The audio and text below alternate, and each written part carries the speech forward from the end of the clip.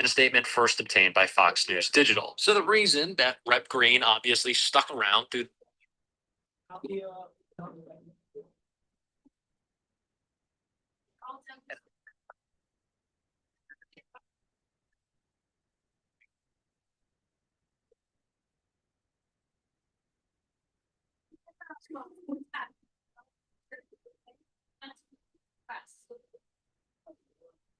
Your brother, you said?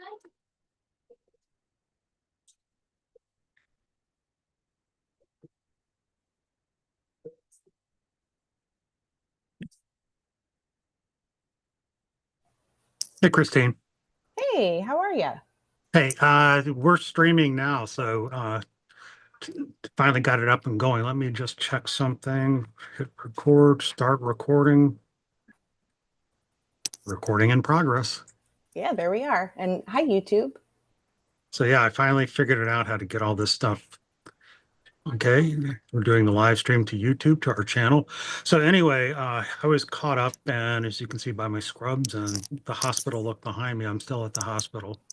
Uh, it's as we've said time and time again, it's been just a wild, wild 7 days, and it's just the whirlwind just keeps getting better. You know, the obvious story is two people that got caught cheating. Forget Epstein. It's all the other stuff. So. Some no-name CEO and the HR lady got caught on the kiss cam at a Coldplay concert, and the memes have been incredible, though. I think that's why this story really has legs. Yeah, as I understand, she had to call herself in for a meeting. So. Oh, jeez. No, I'm telling you. I mean, they didn't have a good weekend, but it's funny because one of the ways that the internet interpreted it was that every year a billionaire has to be sacrificed. Yeah, I saw that. And it's like we're taking bets on who it's going to be. Well, actually, the real story is that Jeffrey Epstein finally became a story, which is to me amazing. But it's what they mean by that is legacy media like the Wall Street Journal, New York Times have finally said, oh, maybe there's something here. And it's enough of it that when the Wall Street Journal came out and directly implicated Trump to Epstein, Trump goes nuclear, decides to file a lawsuit asking for $20 billion for defamation. Now, here's the key. His lawyer did not file that lawsuit. He filed it pro se, which means he's representing himself with no legal advice. And if he'd had a lawyer, the lawyer would have told him, you are out of your mind, because as soon as they get that, they're going to demand the Epstein files. Absolutely. Absolutely. And I mean, you know, I think that the inclinations last week that they were setting him up for some type of medical exit, and now with, you know, this sort of JD Vance palace intrigue, stabbing him in the back while looking like he's, you know, trying to help him out.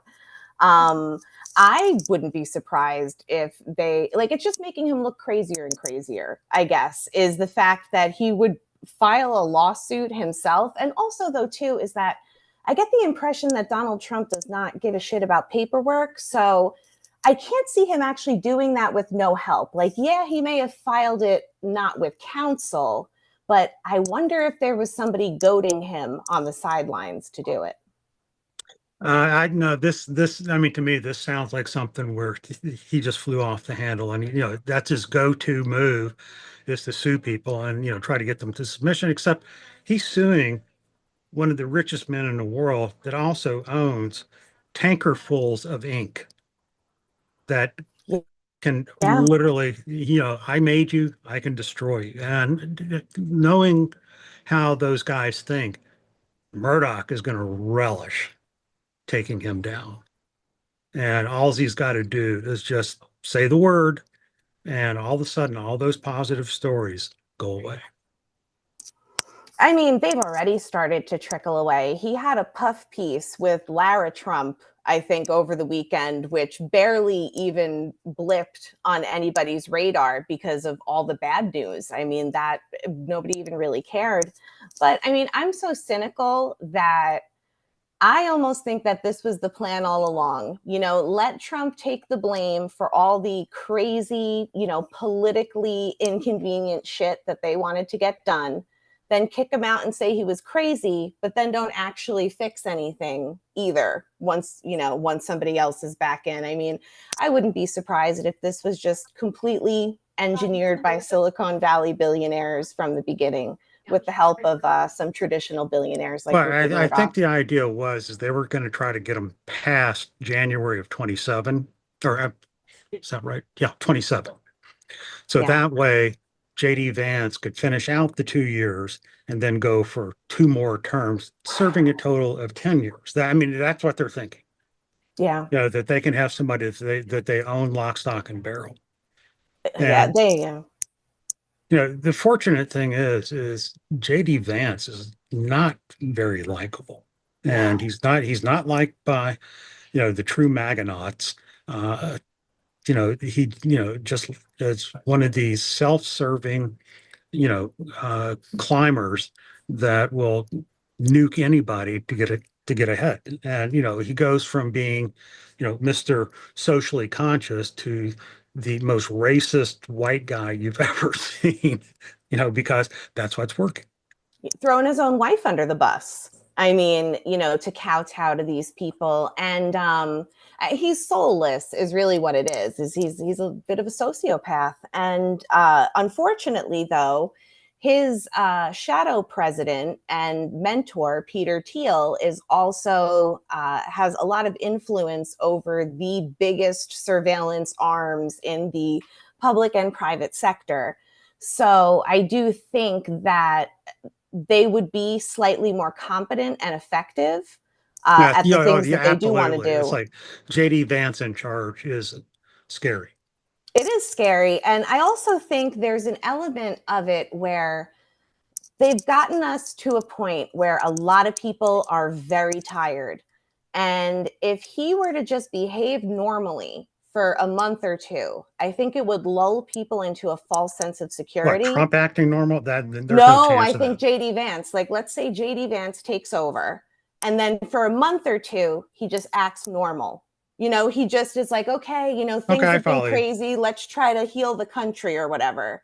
Lulls everybody back into a false sense of security. Because this is all part of this dark enlightenment crap, is that if you put somebody with a leader that's democratically elected, but they're a psychopath and they're destroying the country, a lot of people are going to be begging for a benevolent dictator to just come along, take control, and then fix everything for a few months.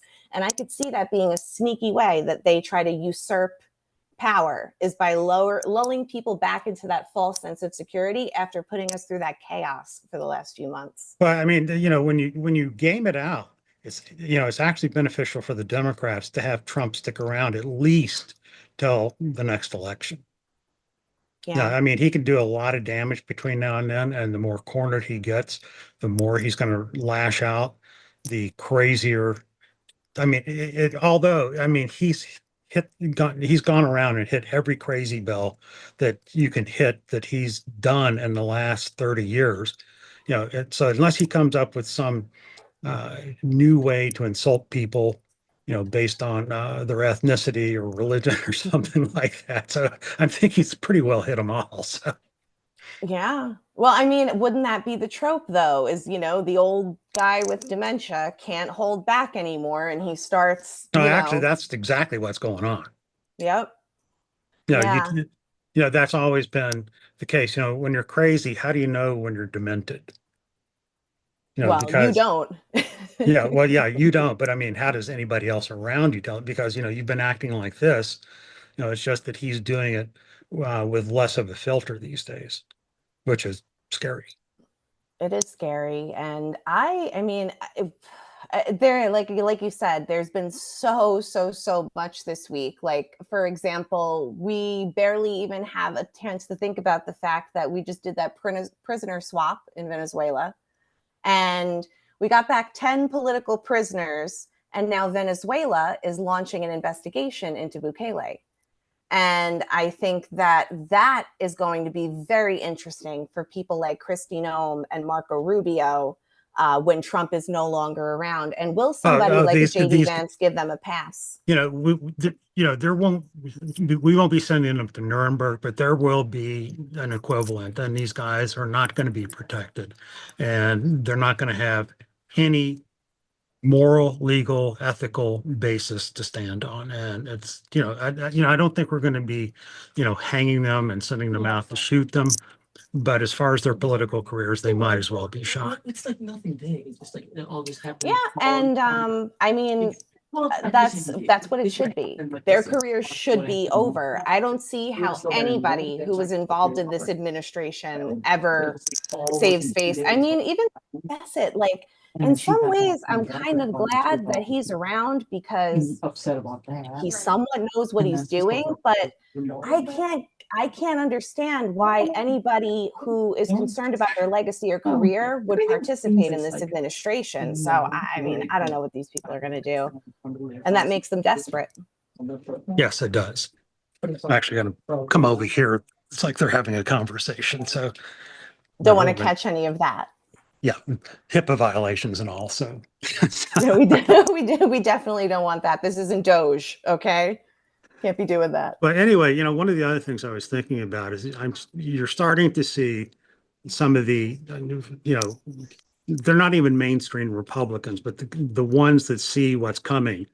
And so the guys that voted to set the forest on fire, which is all of them, the ones like Murkowski and Hawley, and, here in Arizona, we have Cisco Mani, who's a rep, have all put bills to undo some of the damage that they voted for. And that is the biggest pile of crap, that the arsonist starts a fire and then is asking for credit because I called 911 to have the fire department come and put it out. And that's exactly what these guys are doing.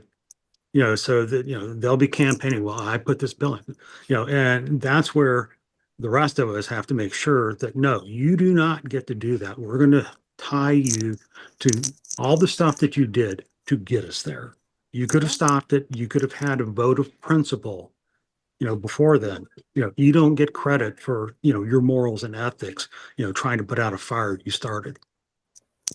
No, they don't. They don't get credit for it at all. And it just, I hope it wakes people up, because I know that the minutia of politics can be really, really boring. And frankly, people just don't have time if they're not into it. But like understanding how these folks are voting on these bills, particularly this bill, since it was such a big, beautiful deal, all anybody could talk about for weeks, like, you need to know how your representative voted and what exactly they voted for. And I do worry, though, that a lot of the people that it will disenfranchise are people who are already being electorally disenfranchised as it is. Like, poor people don't necessarily have time to go out and vote in midterm elections. So it's expensive. I mean, for them, it's expensive. Oh, hell yeah, it's expensive. Yeah, a day of work. Yeah, a day of work, or here in Arizona, we do have, vote by mail, which has to me been a godsend. I mean, since we've been doing that, there's not been an election that I've actually gone to the center to vote while I was there in 30 years. And I mean, to me, sitting at your kitchen table, taking your time to consider it, you're not in a hurry. I mean, what's more democratic than that? Yeah, and even at the risk of sounding like a blue anon person, I would implore anybody that's listening to this, if you can vote by mail, you definitely should, because any of the shenanigans that have been going on now that they're doing these investigations into what happened in 2024 with weird stuff happening with voting machines and stuff on election day. We're not talking about, Starlink satellites or anything like that. We're talking about, bomb threats and, maybe some other statistical anomalies. However, how they're able to establish that baseline is by looking at how early voting is. So if all of a sudden the numbers for the Democratic candidate just drop off to nothing at, 5 p.m. on election day, it doesn't make sense when they compare it to the early voting and the by mail voting. So if you can vote by mail, definitely do it. Do it early, and your vote will be more likely to be counted. And it also helps establish that baseline for election integrity. So One of the things I'm seeing, when all the channels that I watch is, supposedly, and I use the word supposedly, Trump's polling has fallen quite a bit. And I still see a lot of people that are dyed in the wool Trump MAGAs that, yeah, I lost my health insurance, I'm losing my job, I'm losing the farm, but I still support President Trump, which boggles my mind. I mean, how many times do you have to get hit over the head with the 2x4 before you finally realize that you're being literally not, I mean, more than just screwed. I mean, they're literally taking food out of your mouth, your health care from you, everything. And it's like one of the things I was out shopping for some food, and I go to this one store here in Phoenix called Food City. And it's the lowest tier of 3 grocery stores that I shop at. And it's a store where, the blue collar working guy that's watching his budget goes to shop. So, it's, I mean, trust me, I go there all the time to get stuff. So it's like, it's perfectly good stuff, but it's not the fancy stuff that you literally pay twice as much for by going to their top tier store. And the thing I like about it is I can go in there and get all the stuff I get. And a year ago, I would go out with 3 to 4 sacks and under $30. wow. Yesterday, actually, it was only 2 bags, $45 with the same stuff. And so, this idea that, core inflation is, it's stamped out or it's only 3%. My God, it's like, they've been doing these stealth increases all throughout the economy. The only place that people really pay attention is the price of gas. So, they keep a hammerlock on that. But the rest of the stuff, I mean, it's, they put tariff on Mexican tomatoes, 50%. Well, guess where most of our tomatoes come from most of the year? Mexico. And it's absolutely outrageous, and it hits the people that it's going to hurt the most, right? Because frankly, like, it can take me like my grocery bill will vary, right? Depending on what I need to get. So I don't always notice a $15 increase, but for a senior citizen who's buying that $30 worth of groceries, they're on a fixed income, that is a Yes, huge yes. increase. Oh, It's ridiculous. And that's a lot of people. Think about a family that has all of these mouths to feed. And it's not just the groceries, it's the school supplies. But then you look at some place like Mexico, right, where Claudia Scheinbaum has worked with the grocers and the merchants to come up with this concept of a $40 food package that you can get all of the food that you need for a family for a month for $40 from all of these grocery really, stores. that's cool. It's just basic, it's basic foods. It's a basic basket, but so that every family always has access to this one affordable option, like wherever they're going to go. And it's like, why can't we do that here? We think that it's such a great country, but we don't even care that, the people who need the most help are being hurt the most, and billionaires. Well, we're getting into French Revolution territory where, you've got citizens starving, and we're not there. But it turns out that the warehouses were full of grain that time. The people that own the grain were just holding it back, waiting for a higher price. Yeah. And yeah, here, and now we have grain burners here ourselves. They just burned all of that food that was supposed to go to people for U.S. aid. So yeah, well, I mean, to me, that's one of the more immoral acts that this guy's done. It's like literally taking food out of the mouth of the baby. The other fallout that's coming through is American grains from wheat, corn, soybeans. There is stuff that's now rotting in silos because there's no market for it. Chinese, they basically canceled all their grain contracts with us. Japanese, same thing. I mean, they're sending a message to Trump and Trump voters, and most of the farmers out in the Midwest pretty much, uniformly voted for Trump. And you know, the problem is they expect that Trump is going to come bail them out now, which he Yeah. didn't do the last time. It was actually Biden when he came in, bailed them out. But it's like, you got to suffer the consequences of your vote. I'm sorry. I do agree to an extent, but I also think that there's something insidious going on here where the lack of class consciousness reverberates through rural areas, suburban areas, and city areas. So, you have your big agriculture people who, yeah, they might take a hit in the short term, but like they have the money to be able to stick it out and they have contracts with everybody. So they'll jack up prices to make up the difference and then some. Who's going to get hit? The smaller family farmers. But for some reason, they also voted for Trump because they don't see themselves as another worker with, people who work in factories or people who work at McDonald's or people who work in the suburbs who are also just workers.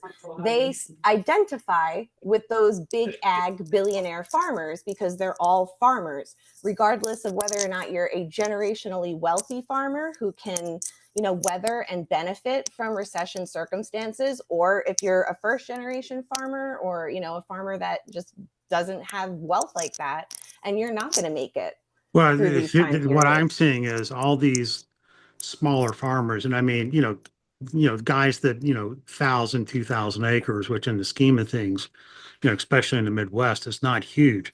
When they go under, then all these big, conglomerate ag companies, they're just going to come in and scoop up the land. It's just going to concentrate it that much more. Yep. Acre Trader. That's JD Vance's one of the apps that he's invested in is an app where people can come in and swoop up farmland for pennies on the dollar using an app on their phone. Very convenient. Great. I know, it's so dystopian. You gotta love it. Oh. So that's our next president, America.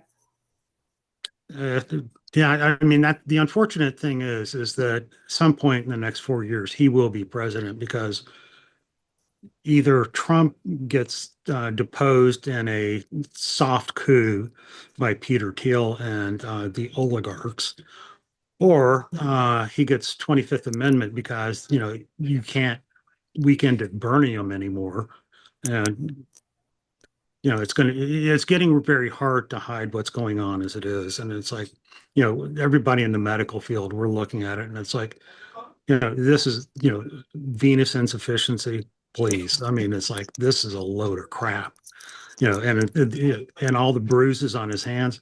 I've been in medicine for 40 years. I can tell you that shaking your hand is not going to cause bruises unless you have somebody that like has a death grip on your hand. I mean, you would literally have to break the bones in your hand to do that. So, well, though, Carolyn Levitt said he's on a baby aspirin regimen. And that's why, all those vigorous handshakes and a Bayer baby aspirin, it'll do it. no. Now, if you're on blood thinners like Eliquis, warfarin, stuff like that, oh yeah. Then why doesn't he just say so? I mean, he's 79. Because like, he's got to maintain the fiction that he is Superman in great health and bigger and better than anyone else. And they've been lying for so long that it's like, it's like this car where you keep repainting the outside, but it's like the engine's got 500,000 miles on it. It's leaking oil. It's, the transmission gears are stripped and all of a sudden, it's on the side of the road. And, that's where Trump is right now. You look at him, has difficulty walking. He's very noticeably unable to maintain a conversation. He doesn't remember basic facts that happen, in the recent past and the distant past. To not remember that you appointed Jerome Powell, who you sang his praises when you did. Yep. That's a big one. He's threatened to arrest him. He's threatening to arrest he's him. threatening to arrest everybody right now, and it's like, come on, big boy, go for it. Let's try it. So,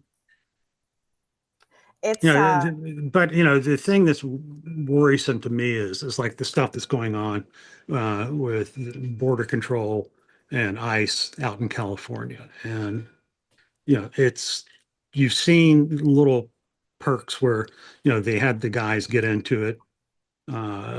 We haven't had the gangs come out and start firing stuff, but I think we're getting close because well, it's like even here this past weekend, there was a guy in Mesa who, very unhinged Trump supporter, that they were having one of the little protests that they had, yes. drove up to them, pulled out his gun, I'm going to kill every one of you. And it's like, drove off. I think they caught him. And there was, something like that down in Florida, I think was either yesterday or today, same thing.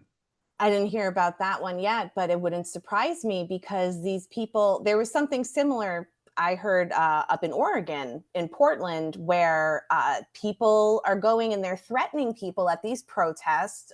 This guy in particular was playing recordings of gunfire as he drove by and just trying to terrify people and intimidate them to go back home. And I think it's a lot of them are just mentally unstable and they can't, that's why they latched onto this to begin with, and it's crumbling. It's crumbling, and they're going to go into like nothing to lose mode essentially. Well, if that's where you have to hope that we can stumble through without that, because uh, it's only going to take 2 or 3 incidences before you start having lots of incidences, and it's like, uh, I know too many people that never carried guns in their life that are carrying guns now. Yeah, because if you first of all, I feel like people should be doing that just to intimidate these agents so they don't think that they can just roll up on anybody and do whatever they want. Because the rogue agent element of all of this, I think, is such unprecedented territory. I mean, even in like the 1960s, when they were going up, rounding up civil rights protesters and stuff like that, at least they had the decency to show their faces. Here, this is like the Klan, where they just go out No, and it's they're it's exactly like that. And the thing is, I disagree with that. I mean, we've actually had a long, robust history of this in our country. It's just that the history books have always been shaded not to bring up stuff like that. So, the truth is, if you want to get into what's the true history of the United States, and that's why MAGA is dead set against education. They don't want any of this information getting out because, once you realize what the truth is, it, you start losing faith and, and credibility of people to lead. yeah. No, it's 100%, 100% true. I apologize. Not a problem. I have a Instacart for my daughter because she's having a sleepover tonight. So I got to make sure that we can let the Instacart person in the gate. Oh, I hope they get in.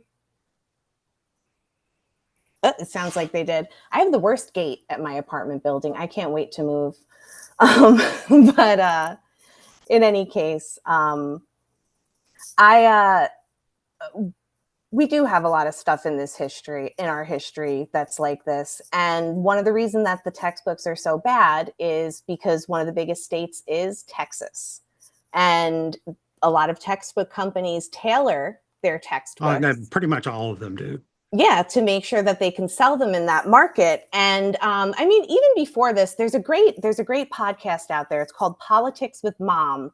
And it's a young guy, maybe in his 30s, talking to the mom. She's in her 60s, about how she grew up Catholic in the South and the lost cause myth that they were sort of taught, and how they were really rewarded for like standing up for the Confederacy and, believing in this like states' rights situation. And it was only when the mom, who was like a very, compassionate person, but just raised wrong, became a social worker in New York City and actually like saw the world for what it was, that she realized that everything that she was taught was bullshit.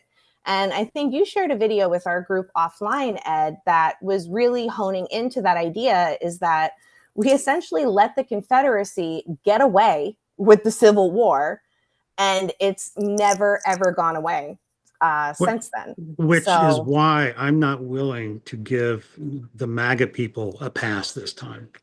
It's, there's a lot of innocent people that are going to get caught up, but it's like, I'm sorry, you have to know that there's consequences for your hatred, your bigotry, uh, and, and the thing is, I don't think it's ever, because they're educating the next generation of little bigots, to come up. It's like, it's horrifying to see, not even high school kids, preteen kids, that have the most awful language come out of their mouth when it comes to that stuff.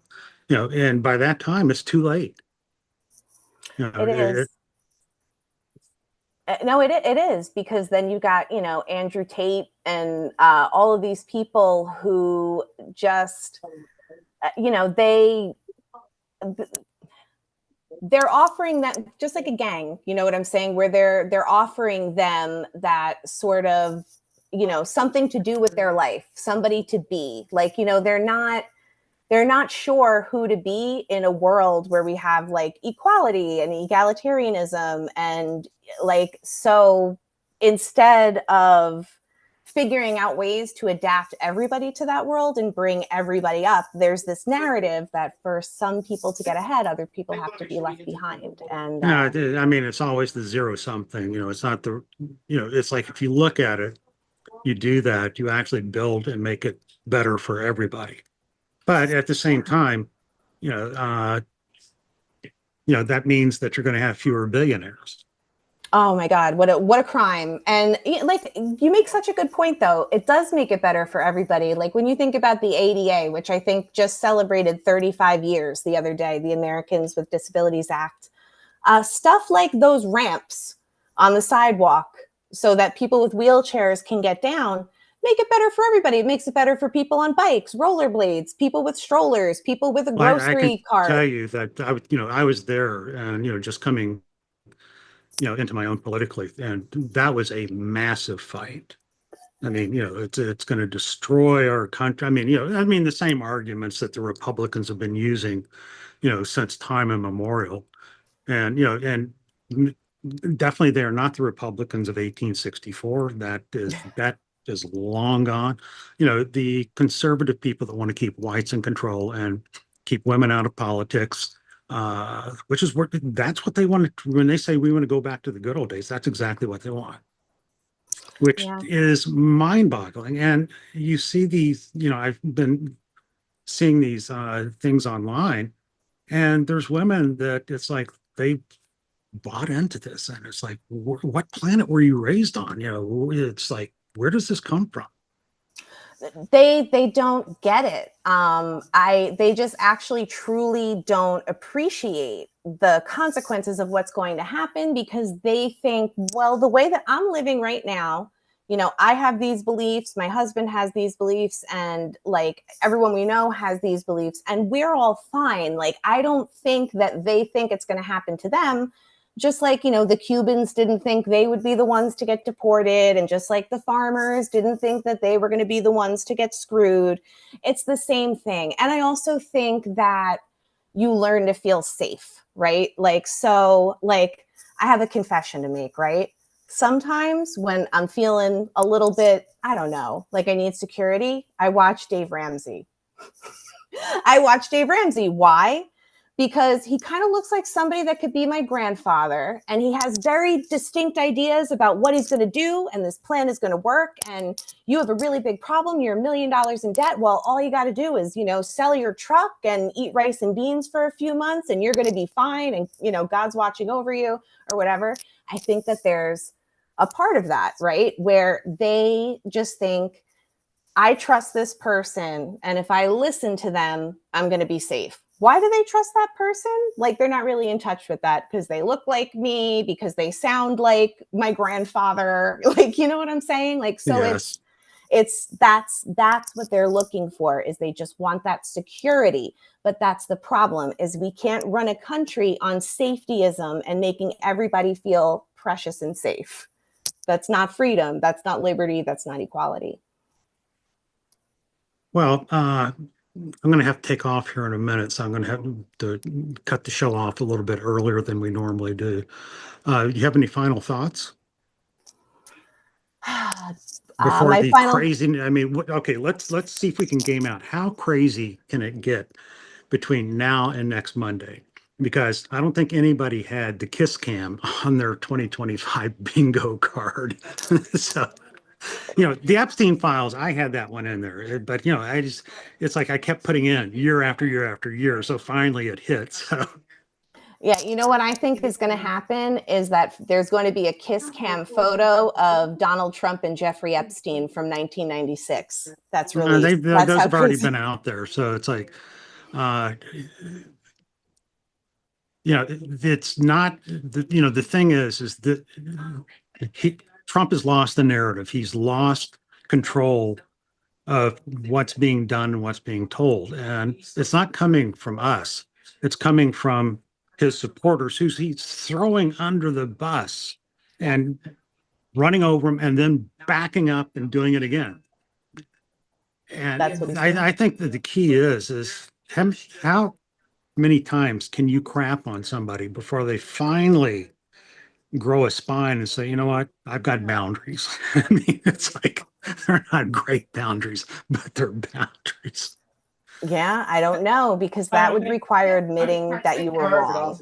And I think that's what's really hard for some people is I think, it will be hard for some, but I do think that there are some people who have had enough. So that's a good sign. I'll take what I could get. Okay, well, for people that have tuned in and seen us, I apologize for the lateness, but I had duties elsewhere I had to attend to before I could get here. Hopefully next week, I may just take the day off next week so I can devote my full time to this. Well, we admire your dedication. So Anyway, so if you guys have anything you want us to talk about, please send us in. We'd love to hear your thoughts, and we'll see you next week. see you next time. Bye-bye. Bye-bye.